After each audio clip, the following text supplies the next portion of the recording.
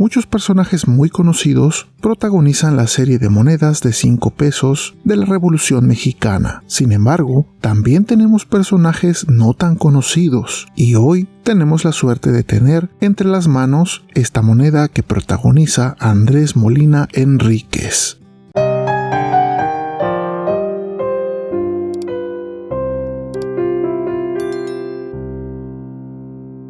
Estos son algunos datos muy básicos de Andrés Molina Enríquez. Nace en 1868 en Jilotepec, un pueblito que se ubica en el Estado de México, más o menos a hora y media de distancia desde la Ciudad de México. En esa época, Juárez estaba recién restaurando la República después del Segundo Imperio. Y esto solo para ubicar la época de la que hablamos. El joven Andrés, en su mocedad, se traslada a Toluca a estudiar en el Instituto Científico y Literario, y posterior a eso, estudia en la Escuela Nacional de Jurisprudencia. Pero lo importante de este individuo es que al trabajar en la notaría que fuera de su padre, le permitió ser testigo de primera mano de los abusos respecto a la tenencia de la tierra, donde los más humildes se les despojaba y los más ricos cada vez acumulaban más propiedades hasta incluso llegar a latifundios, que eran extensiones de tierra con miles de hectáreas, y en su mayoría ni siquiera eran sembradas o trabajadas. Con esta experiencia de primera mano, le toma mucha importancia a la gente más humilde, no por ser humilde, sino por ser los más afectados en este problema, y germina en él el espíritu del agrarismo y los ideales revolucionarios. Decide profundizar en los temas legales de la tenencia de la tierra, incluso estudia cómo se manejaba todo este tema desde la colonia, y poco a poco se consolida en él un conjunto de ideas que desemboca en la publicación de varios escritos que retumban en las mentes de la gente de la época. Se dice que sus ideas fueron una de las tantas semillas que germinaron en ideas revolucionarias en mucha gente a lo largo y ancho del país. Una de sus obras más importantes fue Los grandes problemas nacionales, y por todo esto se le considera como el ideólogo del agrarismo y el sociólogo de la Revolución Mexicana. Sus ideas permearon en muchos de los protagonistas de la gesta revolucionaria, e incluso, sin ser parte del Congreso Constituyente, sus ideas fueron una gran influencia para varios de los artículos de la gestante Constitución. En fin, por todo esto es que tiene el honor de aparecer en esta serie de monedas de la Revolución Mexicana. ¿Tú habías oído hablar de él?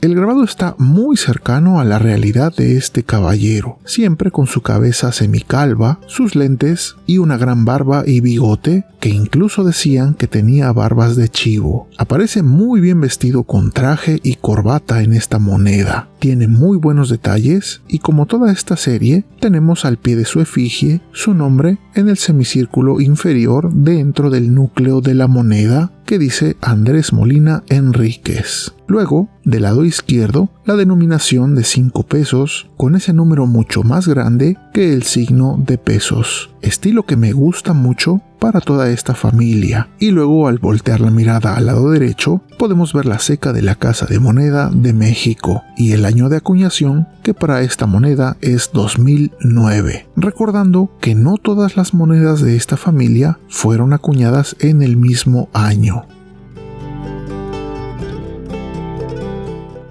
En el anillo perimétrico tenemos la leyenda en la parte superior que dice Centenario de la Revolución, y en la parte baja la palabra México y el año 2010, cuyos ceros aparecen dobles, dándonos a entender que podrían ser leídos como 200 y 100, ya que es el estilo visual de esta celebración de los 200 años de la independencia y los 100 años de la revolución. En general, las monedas de esta familia todas me gustan mucho, y esta no es la excepción. Al inclinar la moneda podemos ver que tiene un canto liso que también se ve bastante bien. Mientras vemos el anverso, con su imponente águila real, también podemos ver que, de acuerdo al Atlas Numismático de la aplicación oficial de Numismat, esta moneda mexicana tiene un código de catálogo KM911. Se acuñó en 2009, es circular y mide 25.5 milímetros de diámetro y pesa 7.07 gramos. Como ya vimos, su canto es liso y es bimetálica, con centro de bronce aluminio y anillo perimétrico en acero inoxidable. Se acuñaron 7 millones, por lo cual podemos concluir que estas monedas no son tan abundantes como uno pensaría. Sin embargo, aún se pueden encontrar de forma fácil en los grupos de numismática en precios accesibles de alrededor de unos 20 o 30 pesos. No son muy costosas, a excepción de algunas que son un poco más raras y buscadas. Es una familia muy bonita y recomiendo ampliamente buscarla y coleccionarla. Hay que recordar que el diseño general de las monedas de 5 pesos viene desde los tiempos de los nuevos pesos y ha perdurado hasta nuestros días. De hecho, aquí tengo una de nuevos pesos y una de tiempos más modernos para ver cómo lucen cara a cara. Las tres son excelentes piezas y cada una con sus aciertos y belleza particular.